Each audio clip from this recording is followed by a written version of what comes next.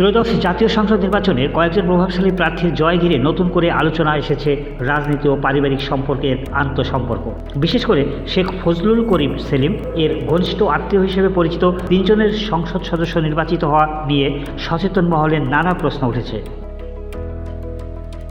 নির্বাচিতদের মধ্যে রয়েছে ব্যারিস্টার আন্দালিব রহমান পার্থ, যিনি শেখ সেলিমের ভাগ্নে হিসেবে পরিচিত। এছাড়া ববি হাজ্জাজ শেখ সেলিমের বড় ছেলের শ্যালক এবং ইকবাল হাসান মাহমুদ টুকু শেখ সেলিমের ছোট ছেলের শ্বশুর বলে রাজনৈতিক অঙ্গনে প্রচলিত আছে।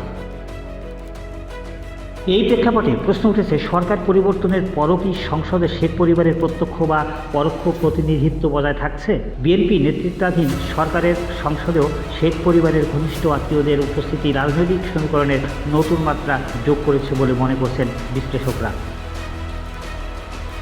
রাজনীতিতে পারিবারিক নেটওয়ার্ক নতুন কিছু নয়, তবে ভিন্ন রাজনৈতিক ধারার সরকারের সময়ও আত্মীয়তার সূত্রে প্রভাব বিস্তার বা প্রতিনিধিত্বের বিষয়টি জনমনে কৌতূহল তৈরি করেছে। বিশেষ করে সরকার পরিবর্তনের পর রাজনৈতিক বিভাজন স্পষ্ট হওয়ার কথা থাকলেও আত্মীয়তার সম্পর্ক অনেক ক্ষেত্রে সেই বিভাজনকে আড়াল করে কিনা এ নিয়েও আলোচনা রয়েছে।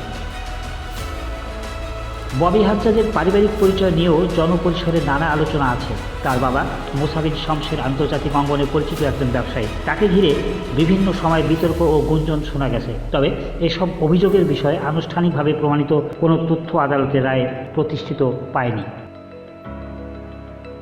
রাজনৈতিক বিশ্লেষকরা বলছেন, আত্মীয়তার সম্পর্ক থাকা মানেই রাজনৈতিক আনুগত্য একই হবে এমন ধারণা সবসময় সঠিক নয়। তবু একই পরিবারের ঘনিষ্ঠ আত্মীয়রা ভিন্ন রাজনৈতিক পরিসরে প্রভাবশালী অবস্থানে থাকলে জনমনে প্রশ্ন ওঠাই স্বাভাবিক।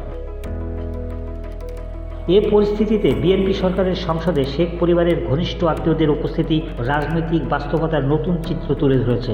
বিষয়টি ক্ষমতার আনুষ্ঠানিক কাঠামোর বাইরে পারিবারিক সম্পর্ক কতটা প্রভাব ফেলতে পারে সেই প্রশ্ন সামনে আনছে। নিউজ ডেস্ক, দৈনিক দৃষ্টি।